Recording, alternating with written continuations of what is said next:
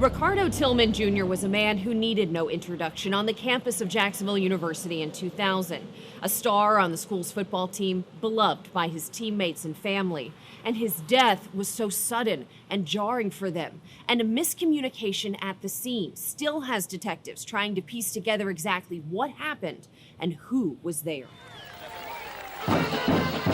It was 1998, the inaugural year of the Jacksonville University's football team. The first touchdown in school's history, a perfect spiral from quarterback Gary Cooper right into the hands of wide receiver Ricardo Tilman Jr. Seen him running down the field and just threw it up for him, and he caught it and ran it in for the touchdown.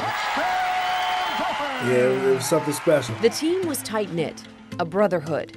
And Cooper says Ricardo Tilman, or Rico as they called him, was the heart. He was one of the funniest people I knew. There was never one person on my team that I ever heard say something negative about him. Which is why what happened 2 years later was such a shock.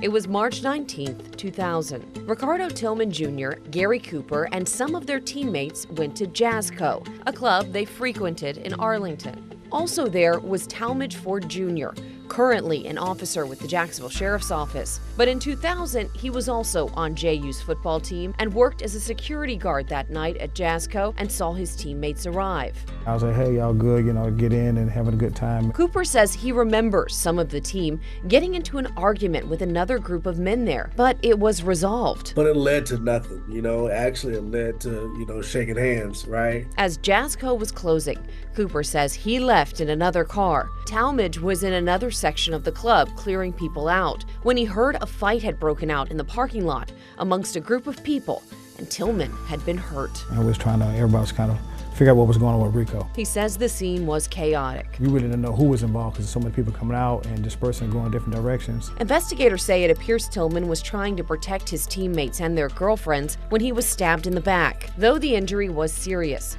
he was still alive and transported to the hospital. After a surgery and days in recovery, he was released from what was then Shands Hospital in Jacksonville. His parents and 4 sisters optimistic. He's struggling to walk, but he was still joking and laughing, and all the providers said that he was going to be fine. So there was really not a lot to worry about at that time. But then he began to run a fever and became ill. So I took him back to the doctor and they put him back in the hospital.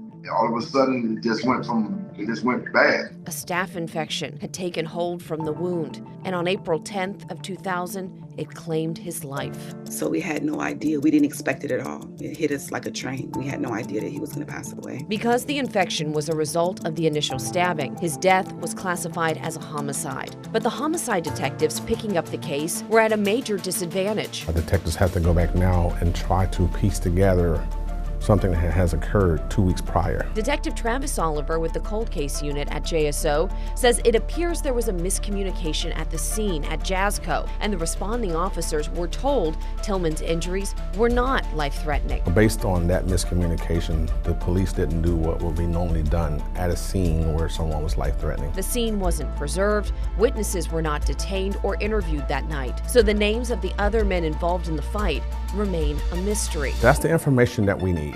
Who were the guys fighting? A sketch was made of the man who possibly stabbed Tilman, but his identity is still unknown. The wait for answers has been torturous for the Tilman family. Really an ache that could never, ever be erased. It changed the way that we view the world. But Tilman's family still prays every day for answers. So if anybody hear me, please, somebody say something. It's been 25 years that my family been going through this. And Detective Oliver hopes those in the community that were at Jazzco that night or know something will come forward. You rely on each other to protect each other. It's a fight that went south and went extremely south. And then we just need those people to come forward and let the facts come out and let us deal with the facts.